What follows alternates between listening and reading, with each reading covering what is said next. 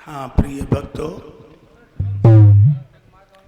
इस पावन स्थली पर श्रीमद् भागवत सप्ताह पारायण का आज द्वितीय दिवस है। यहाँ इस अनुष्ठान को जो रचा है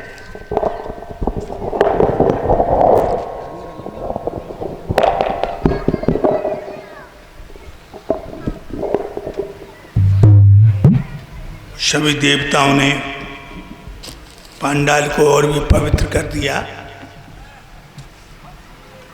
भाइयों,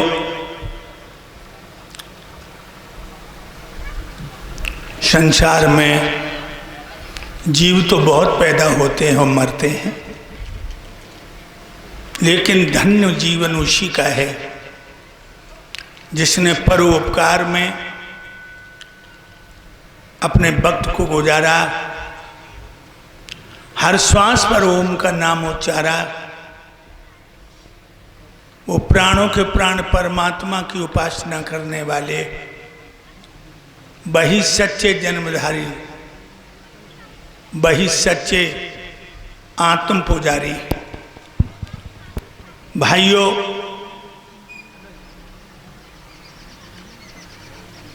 अभी हमारे स्वामी जी ने आपके लिए बहुत इशारा किए कि संसार के अंदर अगर जीवन धन्य है तो उसी का है जो अपनी श्वास परमार्थ में ही लगाता रहा। अब ये हमारा शिष्य महाभारत का आख्यान सुना रहा था आपको।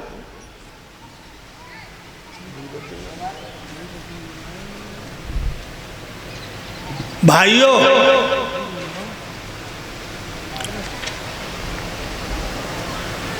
ये जो महाभारत हुआ है, ऐसा वैसा महाभारत नहीं हुआ। विश्वव्यापी हलचल थी वो महाभारत, जहां 18 दिन में 18 अक्षौणी सेना मरी हो। अंदाजा लगाइए कितना भीषण संग्राम होगा।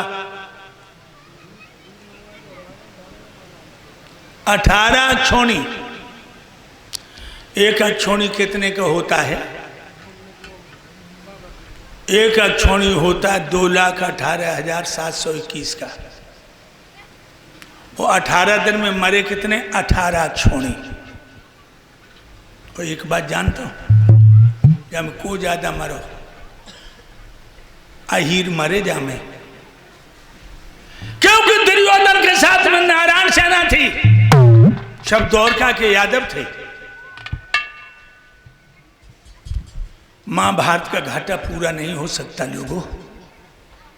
धरती लाल थी, आसमान लाल था, उसके बीच में यादवों के लाल सो रहे थे। जिंदा पर जिन्हें हीरों के रोम नहीं छू पाए, मरने के बाद उनकी आंखें आते चीलो कौआ निकाल रहे।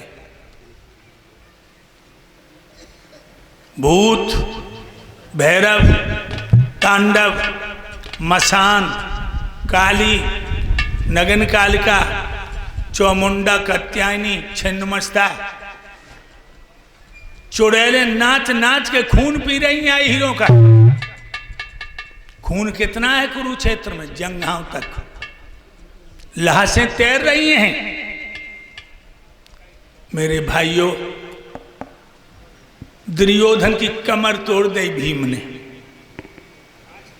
और एक बात और बताएं, पापी के भगवान पहले कमर ये तोड़ो करते। तुमने बहुत से बुढ़ा देखे होंगे, गली में जा रहे कमर कमाने बनी। इनने जवानी में आदमी को आदमी ना समझो, भगवान ने कमर तोड़ दी। इनने जवानी में आदमी को आदमी नहीं समझो, कमर तोड़ दी। कभी बाबा बनेंगे हम, जो ये पहले खबर होती। अकल जैसी बुढ़ापे में जवानी में अगर होती तो ऐसी हरकतें हरगिज नहीं करते जवानी में जो अपनी तंदुरुस्ती की इन्हें पहले खबर होती। पराई बहन बेटियों को गर नहीं बुरी निगाह से तकते, तो जितनी हो गई आंखों की नाई कम नजर होती। अधिक सैतियानियत जो जे नहीं देते जवानी में, तो झुक के क्यों भला चलते नहीं टेढ़ी कमर होती। मेरे भाइयों, दुर्योधन पेट के बल पड़ा है, चारों तरफ लाशों की बदबू है। भैया दुशासन तुम कहां हो, बहनोई जयद्रथ तुम कहां हो, कुलगुरु कृपाचारी तुम कहां हो, बेटा लक्ष्मण तुम कहां हो। आवाजें लाशों में दब गईं। दुर्योधन छाती के बल आगे बढ़ा, एक गहरा गड्ढा था खून का, वह खून के गड्ढे में डूब गया। इधर उधर हाथ पैर मारने लगा तो उसके हाथ में लाश पड़ गई। वह लाश पकड़ के खून के गड्ढा से दुर्योधन निकला, और जब वह लाश देखी, लाश किसी और की नहीं थी, लाश दुर्योधन के बेटा लक्ष्मण की थी, जो अभिमन्यु ने मारा था। अपने बेटा की लाश से लिपट लिपट के रोने लगा, और दुर्योधन कहने लगा, बेटा लक्ष्मण, पिता मर जाता तो पुत्र पिंडदान जलदान करके बाप को पार लगाता है। बाप जिंदा और तू मर गया, तूने खून के गड्ढा से हमें पार कर दिया। तो चील कौआ टूट पड़े, बाकी आंखें फोड़बे को। आगे से बाने कौआ उड़ाए, पीछे से सियार ने मांस की बकोटी भर ली। कौन की बात कर रहे? दुर्योधन की, जो अपने महलों से चलता था तो पखेरु छाया कर लेते थे। एक बात और बताएं, जब तुम बुरा कर्म करोगे बहुत आनंद आएगा। जब तुम बुरा कर्म करोगे बहुत आनंद आएगा, लेकिन परिणाम बड़े भयंकर देखे गए। बुरा कर्म है खून की तरह। खून सुर्ख लाल होता है और जमीन में थोड़ी देर में काला हो जाता है। इसी तरह जब तुम बुरा कर्म करोगे बहुत आनंद आएगा, बहुत आनंद आएगा, परिणाम भयंकर। बुरा कर्म होता खून की तरह, खून सुर्ख लाल होता है, जमीन पर थोड़ी देर में काला हो जाता है। बुरा कर्म होता बबूल की बीज की तरह। बबूल का बीज कभी लेके यूं करना, बहुत मुलायम, रेशम से भी मुलायम, और जमीन से निकलता कांटे। आज दुर्योधन तड़प रहा है, छटपटा रहा है। कुंती बड़ी खुश है कि मेरे 5 बेटों ने दुर्योधन का नाश कर दिया। और गंधारण दुर्योधन की मां एक कमरा में बैठी, घुटनों में मुंह छुपा के फपक फपक के रो रही है। तो लोग कानों में पच्चाप सुनाई दी, बानो कोई कमरा की तरफ आए रहो।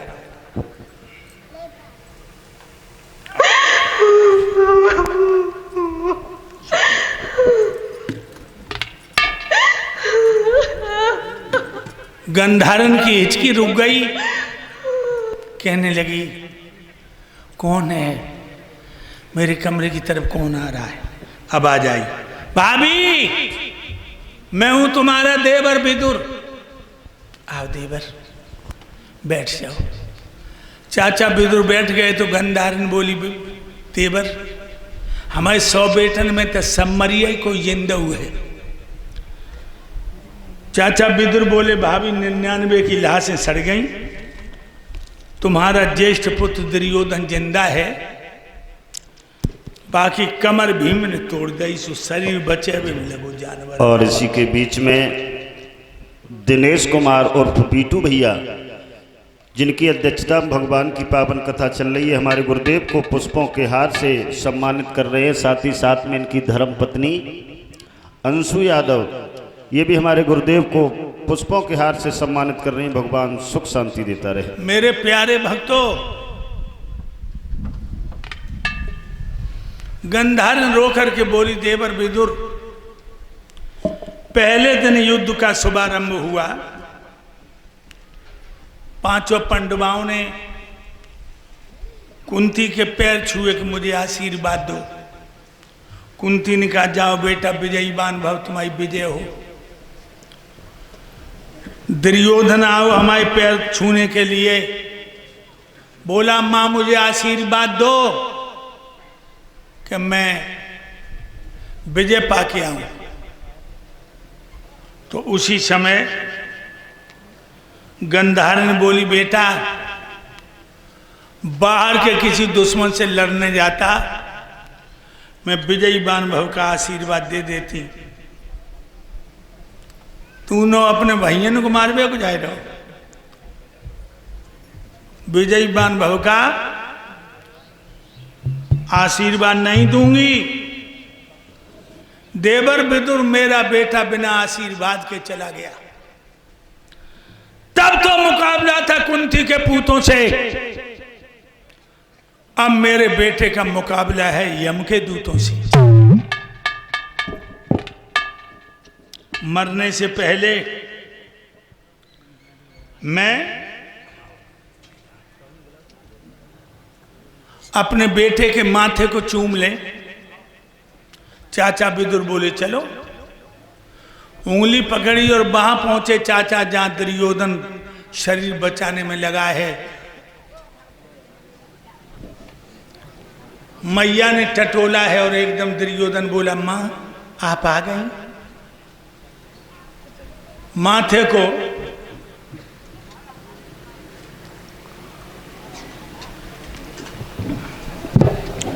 चूम कर कहने लगी बेटा कितना समझाया था कि पांडवों को 5 ही गांव दे दे, तू नहीं माना। कन्हैया आए, कन्हैया ने कहा दुर्योधन 5 गांव दे दो, तो तूने कहा अहामी जानामी धर्मा, अहामी जानामी या धर्मा। ये माधव में धर्म को भी जानता हूं, अधर्म को भी जानता हूं। धर्म में मेरी प्रवृत्ति नहीं है, अधर्म से मेरी निवृत्ति नहीं है। बिना युद्ध के सुई की नोक बन नहीं देंगे। और लला जब हमने तो से कही कि भगवान की बात मान लिया, तब तू क्या बोला कि जब ग्वाल गमारा हीरो को तू भगवान बता रही है। जो हीरों की लड़कियों में नाचत रहो, दही मांग माखन मांग मांग खात रहो, या नचकैया को भगवान बता रही है। जहां में एक ही गुण है जो बंसी अच्छी बजा लेता है। गंधारन बोली बेटा कन्हैया की बंसी नहीं, बंसी बन के तो मछली की तरह फांस लो। दुर्योधन रोने लगा, कहने लगा मां तुम सच कह रही हो। मेरा धर्म था, मैं धर्मराज की पूजा करता, लेकिन हमारी संगत ने हमारा विनाश कर दिया। और ये बिल्कुल सच है लोगों, गलत संगत कभी मत करना। गलत संगत कभी मत करना। दारूबाज की संगत करोगे, दारू पीने लगोगे। जुआबाज की संगत करोगे, जुआ खेलने लगोगे। लुच्चे लफंगे की संगत करोगे, पराई बहन बेटियों पर बुरी नजर डालने लगोगे। संगत विद्वान की करना, संतों की करना। दुर्योधन कहने लगा मैया हमसे गलती हो गई, हमें धर्मराज की पूजा करनी चाहिए। मैया चौंक पड़ी, क्यों दुर्योधन के मुंह से अच्छी बात तो मैंने जीवन में सुनी ना है, आज पहली बार सुनी। और एक बात और बताऊं, नीच की पहचान क्या जानते हो? नीच हमेशा तुम्हें बुरी दृष्टि से देखेगा, तुम्हारा बुरा चाहेगा। पागल पे गुदना गुदवाओ तो उल्टो सूदो गूंदे गो, और ऊंट पेड़ ते पहुंचियो तो पत्ता ही पत्ता सूते गो। अंधा पे भैंसिया कुतवइयो तो 9 की 11 कूते गो, और कुत्ते चे कितनों समझाइयो अब तो टांग उठाई कहीं।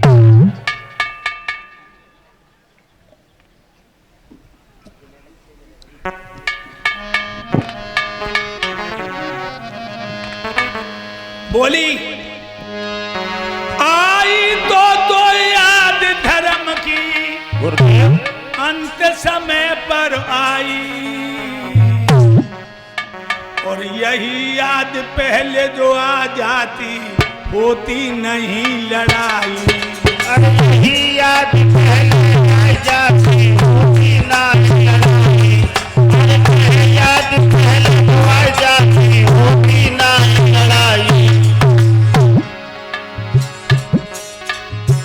आई तो याद धर्म की जय हो गुरुदेव। अंत समय पे आई, और यही याद पहले जो आ जाती होती नहीं लड़ाई। अरे यही याद पहले जो आ जाती होती ना लड़ाई। अरे यही याद पहले जो आ जाती होती ना लड़ाई। कह रही माँ जय गुरुदेव। बादिन धर्म को भूल गयो जब लक्षाग्रह बन पायो। जय हो गुरुदेव। कुंती और पंड बन को तुम न्योता देख बुलवायो। अरे कुंती और पंड बन को तुम न्योता दे बुलवायो। अरे कुंती और पंड बन को तुम न्योता दे बुलवायो। फूंक दिए तुम महला बने। जय हो गुरुदेव। बाद में जश्न मनायो, और कान नीचने दुर्योधन तो बाद नहीं समझायो। अरे कान नीचने दुर्योधन तो बाद नहीं समझायो। अरे कान नीचने दुर्योधन तो बाद नहीं समझायो। बाद में कृपा भाई विदुर की। जय हो गुरुदेव। बच गए पांचों भाई, यही याद पहले जो आ जाती होती ना लड़ाई। अरे यही याद पहले जो आ जाती होती ना लड़ाई। कहने लगी बेटा बाद ने याद को भूल गया, तूने आतिशबाजी